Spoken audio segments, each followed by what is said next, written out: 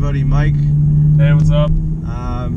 It's been a long time. I've been getting requests to do these ride-along in-car video / review kind of hybrid things. So finally jumped on it, finally decided to do it again, and it's kind of a funny coincidence because I've actually filmed this car in the past. It's just, it's a completely different car if you didn't know about the history of the car before. But anyways, I'll let him talk briefly about the car he's driving and, you know, the funny coincidence that What it's actually been up to. Yeah. So it's a Mk7 GTI 2015 Autobahn. A lot of things have changed to it. Actually, it was a guy on, like Merv just said, it was a guy that already had it on the show. Modifications on it, difference, you'll see pictures after. Full body kit of Mk7 design, so I got the front lip, the side skirts, the rear diffuser and the rear splitter as well on it. Rolling on HNR, just the springs 2-inch drop, which sits very comfortably because it still feels like you're driving like a stock suspension car, you know. Very true. Very, very true. Aesthetics, I got roadie form BLQs on it, the chrome ones, 18 by 8.5 in the front and 18 by 9.5 in the back with a deep concave. So it's very, very nice. Some people find it a bit too aggressive, but I find it beautiful. I love it. It's great. Another thing in aesthetics, I did put on the Golf R 400 European bumper in the front. If you know, you know. If you know, you know. Pretty pricey, but you know what? You just gotta do what you gotta do, you know? I think it was worth it. It was very worth it. It changes the whole car. Definitely. Very, very nice. Yeah. Performance-wise on the car now, it's got the integrated engineering carbon fiber closed intake system with a 3-inch CTS turbo downpipe. Following that will be another 3-inch catback from Magnaflow. So all it really has now, it's a catless downpipe. So all it has now is just one muffler. Okay. One muffler, and so it's not like, as noisy, you know. Yeah, it's pretty tame. Like once you get into boost and whatever, everything opens up. But like just cruising along, like as you can hear, we're perfectly fine. We're not like not yelling over each other or anything. So very little drone. Yeah. More on the highway you'll hear it, but that happens. Yeah. I went with a stage 1.5 tune from Eurodyne. I didn't do Eurotronics, or I didn't do APR or any of that. Reason because the guy was having like a flash sale, so it was like $300 to do it. So okay, well, went with it, and it's a great price. Was pretty happy with it. Yeah. It's torquey. And with the tune, does it give you like besides like the horsepower gains, does it give you like can you do launch control and all that stuff too? No, I'm not really the type of guy to do no, but I'm just stuff, I know a lot of people do those tunes just for that. They don't even like, you know, it's more for show than actually go for a lot of people, because you know spitting flames is like the thing. So if your car can spit flames and it's not even like a fast car, like they think you're the shit. So. You're the shit, yeah.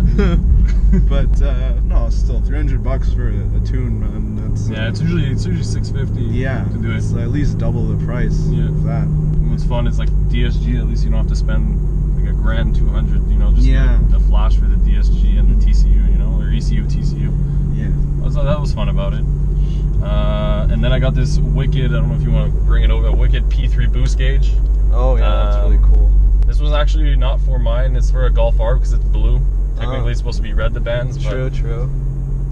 Oh, I'm just going with it. It's nice. Yeah, cool little contrast. Yeah, a little contrast. Can't really do much about that. And, but no, other than that, I love it. It's a fun car. I knew who I got it from, so you know, at least. Yeah, that's what we didn't say. So, like I said before, it's a kind of a coincidence because before I had this car featured like almost 2 years ago on my channel, but it was pretty much bone stock. The guy literally just picked it up and he was like, yo, let's film a video. You filmed a DSG Mk7 but not a manual, so I was like, okay. And funny enough, like a couple years later, this guy picks it up, but like completely transformed the car within like, you've had this for about a year now, right? Yeah, it's actually a year and maybe like 2 months now I've had it, so like, it hasn't been that crazy long. Like, crazy transformation, like When you see the pictures and the videos Yeah, after, you guys are gonna be happy. No, he's definitely done good with his car. And it's not crazy, you know. I kept it simple, clean look to it that everyone can enjoy. No one's gonna be like, oh, this is an ugly car. No, it's very tasteful. It's tasteful, and you know what? All I get is compliments from now. Everybody, even older people. Yeah. Older people that see it, they're like, wow. You know, like, this is a car I actually enjoy looking at, not like a... Yeah, just not like... Not like a rust bucket. Alright, so this isn't your, like, first Volkswagen you've had. You had a, I think it was a Mark 6, right? Yeah, Mark 6, 2.5. Not a GTI, 2.5. Okay. And you've always been into Volkswagens, I'm guessing? Yeah, since I was young. Nobody in my family had a Volkswagen. I just like the look of them. The Golf especially, you know. Yeah. It's one of my favorite ones. Classic shape, like a 911, like just passed by us. Like the 911. But you know, you can.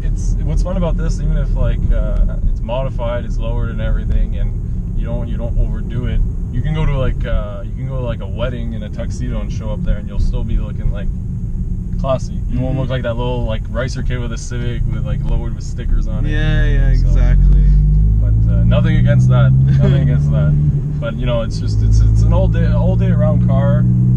A guy that's 76 years old can drive this thing as if a guy that's like 18 years old that can drive this, and it's just stylish all day around. You know, there's no limit. Whatever you can do to it. Keep it stock and it still looks nice.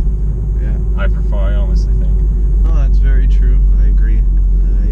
That's one reason why the first car I decided to mod was my Mark 5 Jetta for all of you. Yeah, little Jetta that could.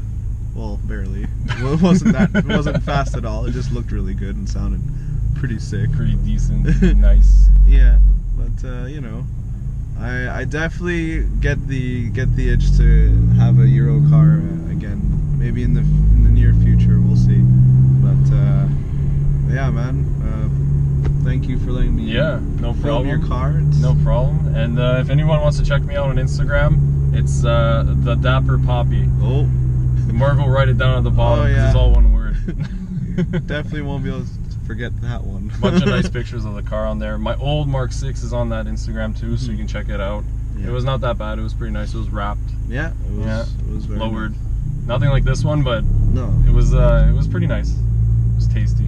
It's very dapper. Very dapper. Very gentleman-like. If you don't know what dapper is. Yes. Alright guys, so if this is your first time, please leave a like, comment, subscribe, and I'll make sure to see you guys in the next video. And once again, thank you again for letting me film your car. And yeah, see you guys next time.